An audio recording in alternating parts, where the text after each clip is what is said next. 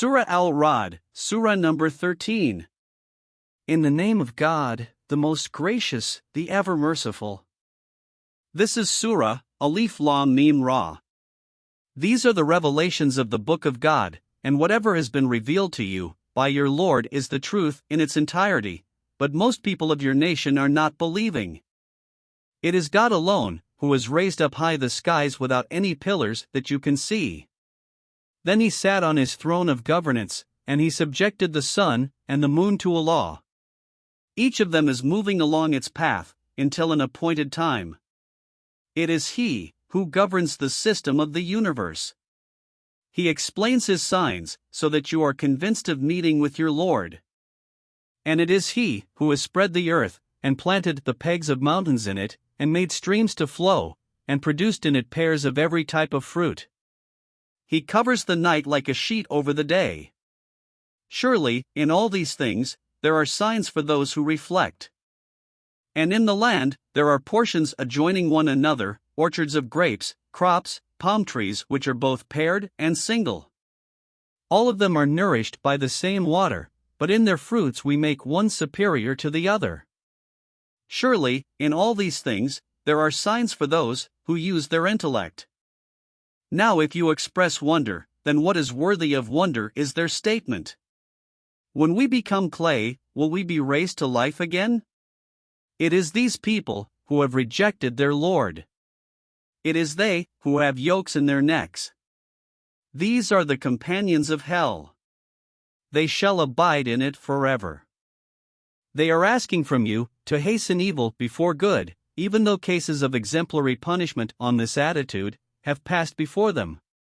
In reality, your Lord is forgiving to people, in spite of their excesses. And besides this, it is also a fact that your Lord is stern in retribution. These disbelievers say, why was not a sign of punishment revealed to this person by his Lord? Tell them, this is not your responsibility, because you are only a warner, and for each nation there was a guide, who came to it in this manner. When will a sign of punishment be revealed to them? God knows this the way God knows about the fetus in the womb of every female, and also knows whatever increases or decreases in the wombs. Everything is in a measure with him. He knows the unknown and the manifest. He is the greatest, the supreme. Equal are in his knowledge those of you who converse secretly, and those who converse aloud, and those who are hidden in the darkness of the night, and those who walk in the day. The custodians of God's directives are in front of them, and behind them, who guard them. They should not ask to be shown haste. God does not change his dealing with a nation, unless it itself does not change its attitude. And when God intends to punish a nation, no one can avert it, nor can anyone be their helper against God. It is who makes the lightning flash upon you, which creates both fear and hope. And it is he alone who lifts clouds laden with water. Their thunder, because of God's fear, extols him together with glorifying him, and angels too in this manner extol and glorify him, because of his fear. He sends thunderbolts, then strikes them on whomsoever he wishes at times right in the state, when they are disputing about God. In reality, he has great power. Calling him alone is the right thing. Those whom they call besides him, do not hear them more than someone who extends both his hands towards water, that it may reach his mouth, even though it reaching his mouth is not possible in any way. In reality, the call of these disbelievers is only a call in vain. Whatever is in the heavens and the earth, all are prostrating before God willingly or unwillingly, and also their shadows morning and evening. Ask them, who is the master of the heavens and the earth? Say, God. Ask them, have you still made other guardians besides him, who cannot even benefit or harm their own selves? Ask them, can those without sight and those with sight become equal? Or darkness and light become the same? Or have they associated such partners with God, who have created the way God has created, so the matter of creation has become ambiguous to them? Tell them, the creator of everything is God alone, and he is one only, dominant upon all. He sent down water from the sky, so the valleys poured forth, according to their capacity. And the flood carried the rising froth, and such froth also rises from within things, which are melted in fire to make jewelry or other similar goods. In this way, God strikes truth and falsehood. So, the froth is wasted away, and what is beneficial to people stays in the land. God in this manner relates examples from which you can also understand the fact that those who responded to the call of their Lord, for them is a good fate. And those who did not accept his call, their situation will be that, if they have whatever is in the earth, and with it its equivalent too, they all will give it in ransom for their release. It is these people who shall have a harsh accountability, and whose abode shall be hell, and what an evil abode it is. So, will the person who knows that, whatever has been revealed to you from your Lord, is the truth become like the one who was blind?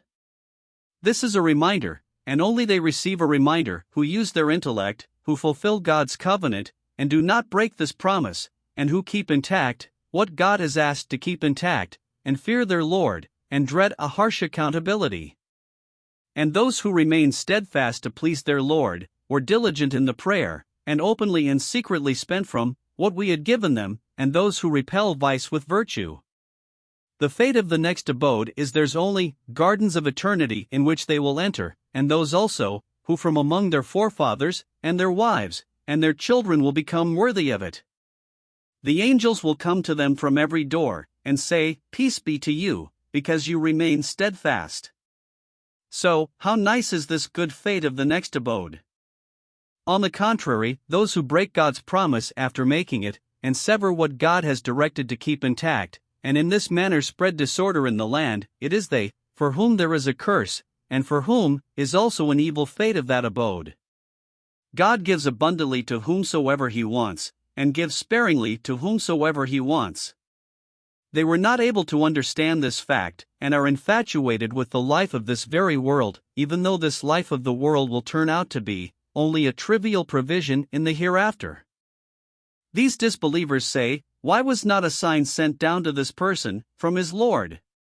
Tell them, God leads astray in this manner whomsoever he desires, in accordance with his law, and shows his way to those only who turn to him, who profess faith, and whose hearts are comforted by this reminder of God. Listen. It is through this reminder of God that hearts are comforted. Those who professed faith, and did righteous deeds, for them are glad tidings, and a nice abode. O prophet! We have sent you in this manner as a messenger, without any such sign in a nation, before which many nations have gone by, so that you may recite out to them the message we have revealed to you, even though they are denying the merciful God. Tell them, He only is my Lord, there is no deity except Him, I have trusted Him alone, and I know that one day towards Him shall be the return. In reality, had there also been a Quran through which the mountains could be set in motion, or the earth was rent asunder, or the dead could talk, because of it, would they have accepted faith? No, this is not your job to show signs to them, in fact, all authority belongs to God. Then did not the believers lose hope in them, even after knowing that had God willed, He would have given guidance to all mankind?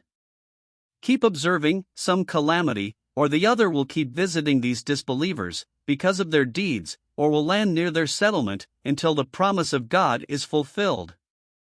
God shall certainly not go back on His promise. Before you also, messengers were mocked, so I gave reprieve to the rejectors. Then I seized them, so observe how was my punishment. Then is He who is aware of each and every person's deeds, and He who has no power at all equal, and they have made partners of God due to this? Ask them, speak up their names. Are you informing God of something of which He is unaware in His own earth, or are you just uttering frivolous words? No, in fact, the deception of these disbelievers has been made fair for them, and they have been stopped from the path of the truth. In reality, no one can guide those who God leads astray, in accordance with His law. For them is torment in the life of this world also, and the torment of the hereafter is much more severe, and there shall be none to save them from God. On the other hand, the portrait of the paradise which has been promised to the God-fearing is that it shall have streams running below it, its fruit shall be eternal, and its shade shall be abiding. This is the fate of those who fear God, and the fate of the disbelievers is that for them is the fire of hell. They, to whom we have given the book, are happy at what has been revealed to you, and from among the factions of your disbelievers are those also who do not believe in some of it. Tell them clearly, I have been directed to worship God alone, and to associate none with Him.